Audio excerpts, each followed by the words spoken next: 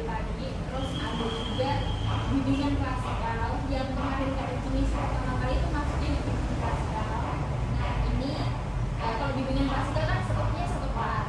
Ya. Kalau ini bimbingan kelompok itu setupnya maksimal adalah 10 orang, minimal 6 orang. Gitu. Jadi lebih mungkin lebih intimate ya. Terus ada juga layanannya adalah konseling kelompok. Nah layanan konseling kelompok ini kurang lebih hampir sama dengan bimbingan kelompok, cuma perbedaannya adalah kalau konseling kelompok itu pemecatan masalah. Nah kalau yang bimbingan kelompok itu adalah bimbingan atau mencegah adanya permasalahan. Gitu. Terus ada lagi layanannya yaitu konseling individu. Konseling individu biasanya tuh antara guru BK atau konselor dengan satu orang aja atau konseling. Gitu. Oke, udah paham sampai sini untuk yang bimbingan kelompok? Oke. Nah, sebelumnya tadi kan Icu udah bilang kalau kita mau ngelakuin bimbingan kelompok. Ya. Ini kan bersembilan, yang satu masih di kamar mandi ya. Oke. Nah, sebelumnya kalian udah kenal sama Kak Ici. Nah, tapi Kak Ici belum nih kenal sama kalian. Jadi ada kepala bilang tak kenal maka iya, tak kenal maka tak sayang, tak kenal maka kenal. Oke, gitu ya. Oke, yuk. Sebelumnya kita mau kenalan dari mana? Dari sini dulu. PPT. Sini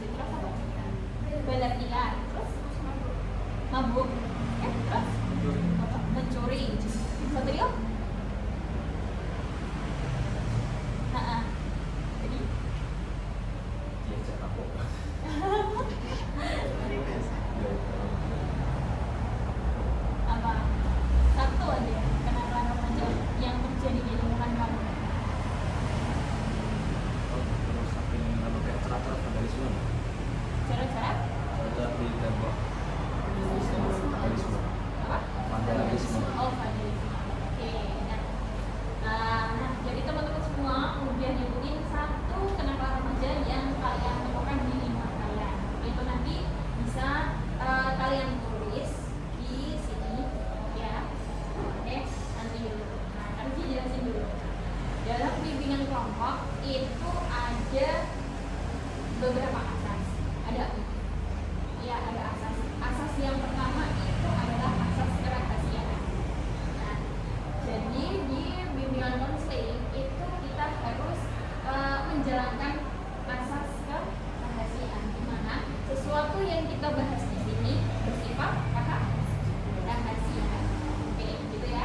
Sepakat untuk kita jalani. Oke, dan ada yang kedua yaitu asas kesukarelawan. Ini tadi kalian bersukarela untuk mengikuti bimbingan kelompok. Oke, jadi kalian sudah menjalankan dua asas, yaitu asas kerahasiaan dan juga asas kesukarelawan. Terus tahapannya tadi dalam berdoa. Nah, sekarang teman-teman semua itu Kanichi mau tahu, tulis satu kenakalan remaja yang kalian sebutkan, ya. Tulis kenakalan remaja yang kalian sebutkan. Terus sebutkan, menurut kalian, sebutkan 3 penyebab dari kenakalan remaja yang kalian sebutkan. Bisa? Bisa? Bisa?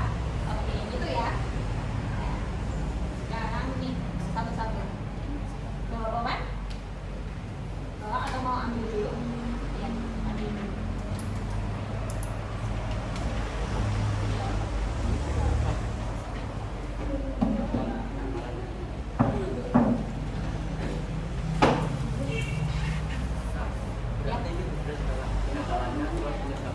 Betul. Kenakalannya di atas, terus penyebabnya di bawah. Oke?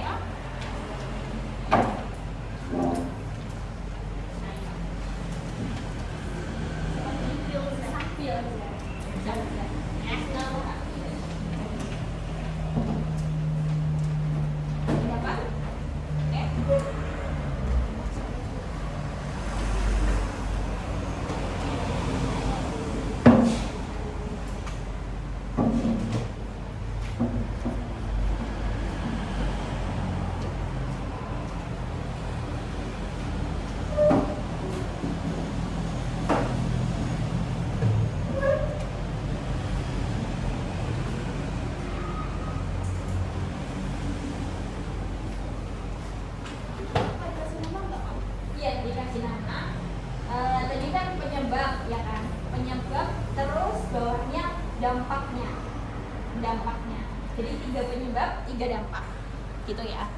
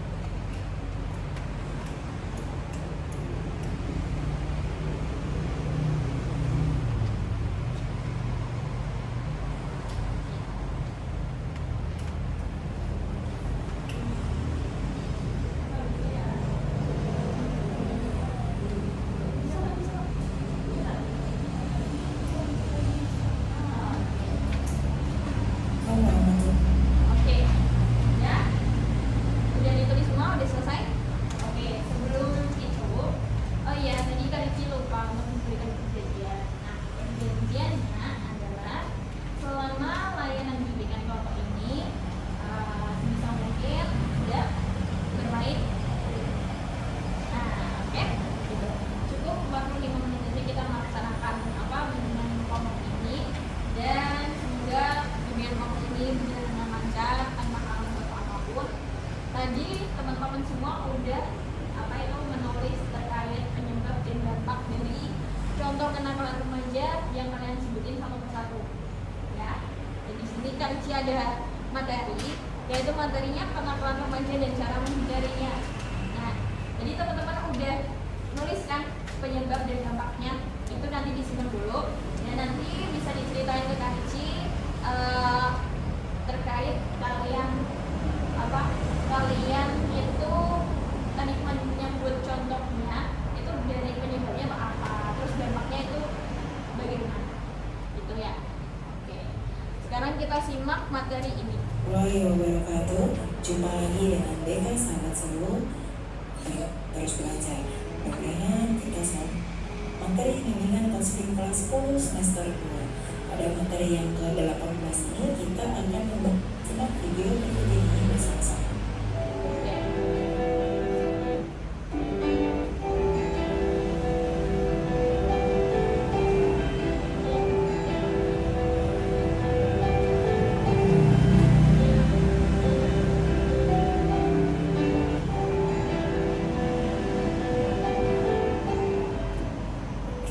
Yang pertama kita akan lihat pengertian dari kenakalan remaja. Kenakalan remaja adalah segala perbuatan melanggar aturan dalam masyarakat yang dilakukan oleh remaja. Contoh kenakalan remaja yaitu berkelahi, membolos sekolah, hingga penyalahgunaan narkoba. Fenomena sosial yang juga delinkuensi kerap ditemukan di kalangan pelajar. Tawuran menjadi salah satu contoh kenakalan remaja yang sering terjadi. Di Indonesia, angka kenakalan remaja pada tahun 2015 mencapai 7.762 kasus. Masalah ini tentunya perlu diperhatikan bagi para orang tua yang memiliki anak remaja. Untuk memahami lebih jauh seputar kenakalan remaja, berikut adalah penjelasan mengenai contoh, penyebab, hingga cara mengatasi kenakalan remaja. Stop taking meeting notes and let Click AI Note Taker do it for you. It allows you to focus on your meetings, not your notes. It captures everything, from action items to key decisions. And after every call, you get a clear summary of what Mengapa seorang remaja bisa terjun ke dunia kenakalan remaja, dan bagaimana kita sebagai remaja bisa menghadapinya? Berikut penjelasannya, tentunya berdasarkan perspektif seorang remaja. Kembali lagi ke definisi awal kenakalan remaja, yaitu suatu tindakan menyimpang atau tidak dapat diterima sosial. Pertanyaannya, mengapa remaja melakukan tindakan menyimpang? Ada 3 hal yang berperan penting dalam hal ini, yaitu keluarga, pergaulan, dan remaja itu sendiri. Faktor yang pertama yaitu faktor keluarga. Ketika orang tua otoriter, maka yang kita sebut sebagai kenakalan remaja akan muncul dalam artian ingin memberontak. Sementara jika orang tua permisif, remaja malah akan mencari-cari perhatian dengan segala tingkah lakunya yang kemungkinan besar menjurus ke kenakalan remaja, bahkan orang tua yang demokratis sekalipun. Kemudian yang kedua, faktor pergaulan. Tekanan remaja bahkan sahabat, apakah itu yang ingin diterima dan sebagai pelarian, benar-benar ampuh untuk mencuatkan kenakalan remaja, yaitu perilaku menyimpang yang dilakukan oleh remaja. Kalau di dalam keluarga, remaja memberontak atau mencari perhatian yang menjurus ke tindakan kenakalan remaja demi orang tua. Selanjutnya yang ketiga, faktor remaja itu sendiri. Pada hakikatnya, apa yang dilakukan oleh seorang remaja ketika mencoba menarik perhatian dari orang tua, terlebih lagi teman, adalah untuk memuaskan diri remaja itu sendiri. Bukankah apapun yang terjadi kalau memang remaja tersebut punya hati yang besar, menyadari bahwa dia tidak akan bisa mendapatkan perhatian itu, pasti dia bisa untuk tidak terperosok ke dalam jurang kenakalan remaja. Berikut ini ada beberapa contoh kenakalan remaja yang terjadi di masyarakat Indonesia. Nah, ini adalah Yang salah satu pertama perkelahian, kemudian keluyuran, apa yang yang kalian ketiga bolos sebutkan sekolah, itu kemudian adalah pergi dari rumah tanpa pamit, berkendara tanpa SIM, mengambil barang orang tua atau orang lain tanpa izin, kemudian menonton video porno, yang ke-8 mabuk-mabukan, yang ke-9 tawuran, kemudian yang ke-10 balapan liar, yang ke-11 penyalahgunaan obat-obatan terlarang, dan pencurian. Selanjutnya kita akan melihat penyebab dari kenakalan remaja. Perilaku kenakalan remaja bisa disebabkan oleh faktor dari remaja itu sendiri, yaitu faktor internal, maupun faktor dari luar, yaitu faktor eksternal. Nah, yang pertama kita akan melihat faktor internal. Untuk faktor internal terdiri dari yang pertama krisis identitas. Perubahan biologis dan sosiologis pada diri remaja memungkinkan terjadinya dua bentuk integrasi. Pertama, terbentuknya perasaan akan konsistensi dalam kehidupannya. Kemudian yang kedua, tercapainya identitas peran. Kenakalan remaja terjadi karena remaja gagal mencapai masa integrasi keduanya. Kenakalan remaja dapat dipicu oleh krisis identitas, di mana mereka mempertanyakan dan mencari jati dirinya sendiri. Namun, kegagalan pencarian jati diri ini menyebabkan remaja melakukan berbagai kenakalan. Yang kedua, kontrol diri yang lemah. Remaja yang tidak bisa mempelajari dan membedakan tingkah laku yang dapat diterima dengan yang tidak dapat diterima akan terseret pada perilaku nakal. Begitupun bagi mereka yang telah mengetahui perbedaan dua tingkah laku tersebut, namun tidak bisa menggunakan kontrol diri untuk bertingkah laku sesuai dengan pengetahuannya. Contohnya, penanaman kaidah-kaidah agama yang kurang kuat, kemudian kurang kuatnya pendirian remaja atau labil. Juvenile delinquency juga dapat terjadi akibat kontrol diri yang lemah, di mana mereka tidak mampu mengendalikan dirinya untuk menghindari perilaku nakal, meskipun sudah mengetahui bahwa hal tersebut sebaiknya tidak dilakukan. Faktor yang kedua yaitu faktor eksternal. Faktor eksternal terdiri dari beberapa hal, yaitu penyebab kenakalan remaja yang didorong oleh faktor eksternal, yaitu yang pertama, kurang perhatian dan kasih sayang dari orang tua. Ketika remaja kurang mendapatkan perhatian dan kasih sayang dari orang tua, anak akan merasa tidak diinginkan. Hal ini bisa membuatnya mencari perhatian atau melampiaskan dengan melakukan kenakalan di sekolah maupun di tempat lainnya. Misalnya, kenakalan pelajar SMA berupa minum-minuman beralkohol, bolos sekolah, atau tawuran. Selanjutnya yang kedua, minimnya pemahaman tentang agama. Mendapatkan pemahaman agama yang baik umumnya dapat membantu remaja mengontrol diri dari kenakalan. Oleh sebab itu, jika siswa kurang atau tidak memiliki pemahaman tentang agama sama sekali, hal ini bisa mendorongnya melakukan perbuatan yang melanggar norma. Selanjutnya yang ketiga, pengaruh dari lingkungan sekitar. Kenakalan remaja juga dapat didorong oleh lingkungan sekitar. Misalnya, tinggal di kampung prostitusi atau memiliki pergaulan dengan para pengguna narkoba dapat membuat remaja ikut terjerumus ke dalamnya. Selain itu, pergaulan anak zaman sekarang yang membawa pengaruh buruk juga bisa memicu masalah tersebut. Lalu bagaimana cara? Nah, ini cara mengatasinya aja. Ya. Terus, kalian sudah menuliskan dan juga menyimak ini tadi apa? Oke, nanti mau tanya. Jadi, menurut kalian pribadi nih, kenakalan remaja itu apa?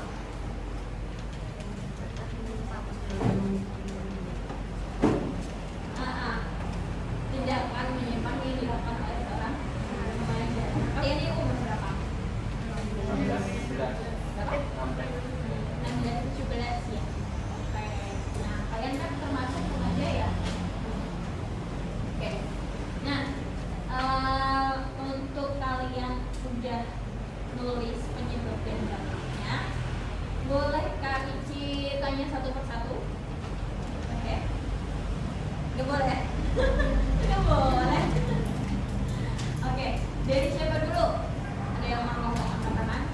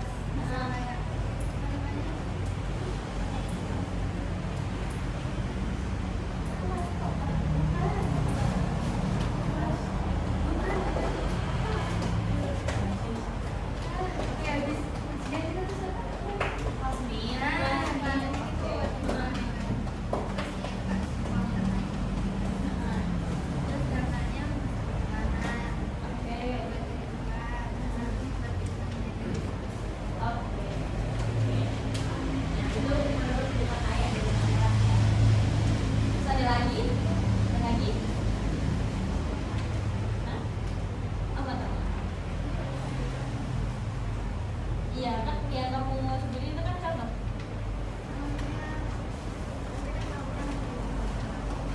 Ya jelas sekali juga.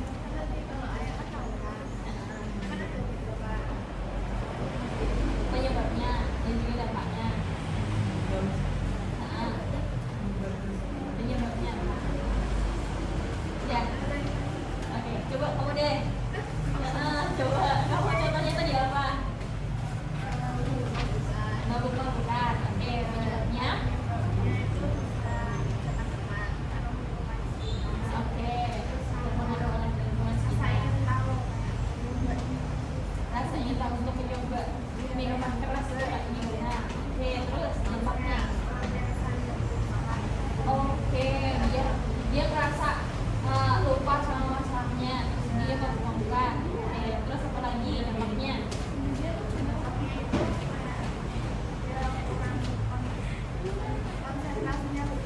Konsentrasinya berkurang. Oke. Oke. Kecanduan lagi.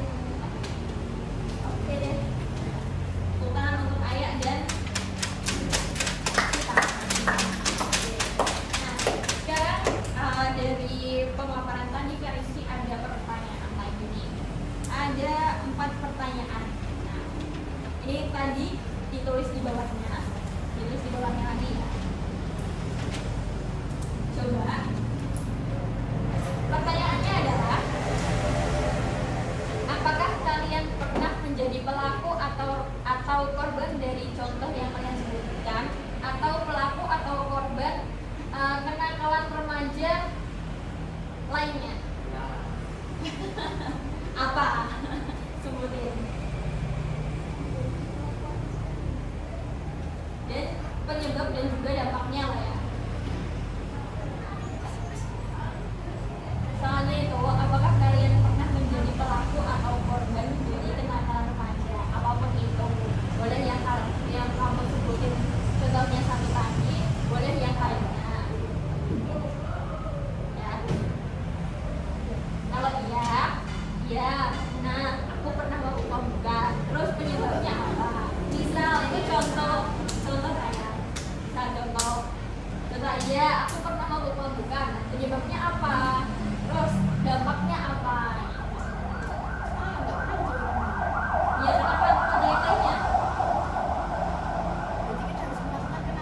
Yo, enggak. Pernah atau enggak? Kalau enggak pernah, tidak gitu. Ya. Terus penyebabnya apa?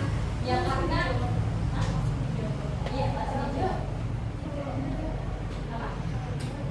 Kalau enggak ya kasih alasan karena aku nggak mau gini, terus karena udah dibentangin sama orang tua kalau misalkan semua yang kita lakukan tuh ada konsekuensinya. Nah, misal tulis kayak gitu, kalau nggak pernah terus kamu kan masuk ke jadi bisa. Iya dong, iya kan itu ekstra kalian kan boleh bukan izin. Kalau izin kan beda, ya nggak? Udah dicoret kan? Apanya? Iya nggak apa-apa. Yang penting kalian jujur. Nakal. Bukan nakal.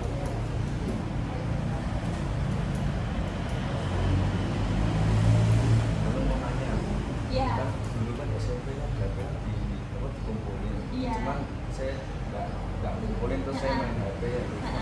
Iya, termasuk. Bukan, kira-kira remaja tuh sama juga kalian tidak mentaati peraturan. Nah itu. Oke. Kokoh udah? Ya. Ya. Sebab sama dampaknya juga. Iya, dampaknya juga.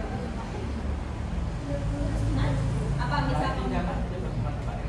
Iya. Iya, pokoknya ada aja. Kalau boleh pelajaran, bisa aku boleh pelajaran dampaknya. Kamu nggak paham sama pelajarannya. Gurunya nggak nerangin. Tapi kamu paham pelajarannya nggak? Gitu. Ya udah tulis aja apa ada. Iya.